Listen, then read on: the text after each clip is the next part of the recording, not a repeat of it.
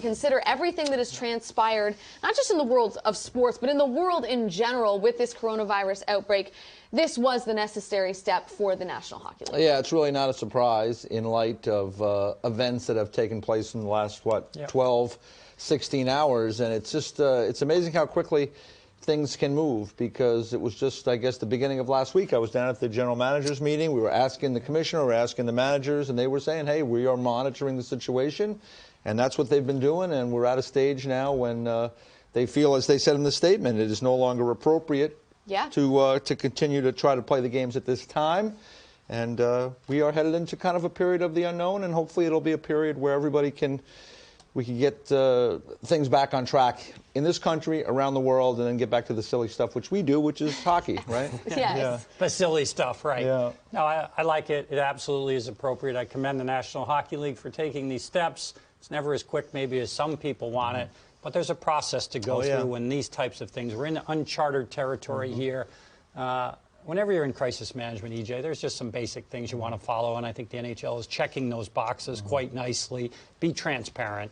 What are the action steps? Don't hide anything, especially with your fans. I see them doing that. I like that.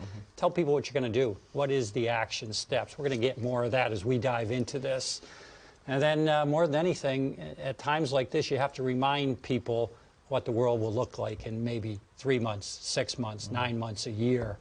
Right now is a tough time, and it's certainly being felt by the National Hockey League. And we're seeing cancellations and postponements of things all over the place. Events, sporting or otherwise. Entertainment events have been put on pause. Tours have been put on pause. So not surprising news when you look at what's transpired in the last 24 hours. And here is the timeline of what has happened across the world of sports. The NCAA announces limited attendance at championship events. That's at 4:30 yesterday. EJ, you and I were on the air at that time. We were also on the air when the Columbus Blue Jackets announced that they would limit their attendance at home games to help prevent the spread of coronavirus. Then we went off the air. NHL Tonight took over, and the Sharks announced the same thing. A couple of hours later, the Jazz and Thunder, teams in the NBA, postponed their game, which started to cause a lot of speculation. Speculation which then became official reports because a player tested positive for coronavirus. So at 9:46, the NBA announces the suspension of their season. And following that news, which really sent this all into a tailspin, the NHL advises teams not to conduct practices, morning skates, meetings this morning. Following that, Major League Soccer suspends their season for 30 days.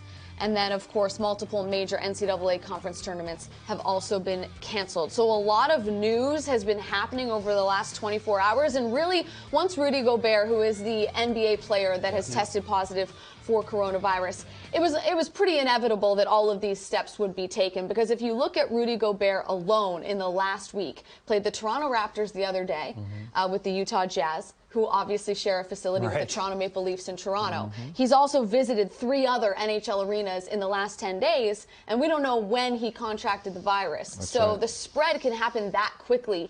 And in order to protect players and refs and coaches and fans, this was really the only way that they could go. Yeah, and they say so in the statement. I mean, talking about the fact that many facilities, locker rooms are shared between NHL and NBA players, and I think also consulting with all the medical experts. I mean, when you really listen and root out the facts of what we know and from the experts, I think you have to err on the side of caution in this case. I mean, it's not, obviously it's not something we deal with every day, unfortunately, but it's a very serious situation. And you know, I think all these sports leagues are acting appropriately and really protecting themselves, their players, but as you point out, the fans as well, because so many people go to these games, and we have to try to limit the spread of the potential spread of this disease. Yeah, no doubt, Jackie. That's an incredible accounting of what's happened. And the fact of the matter is, we are now moving at light speed, and you can see that as you tick through each box that's happened.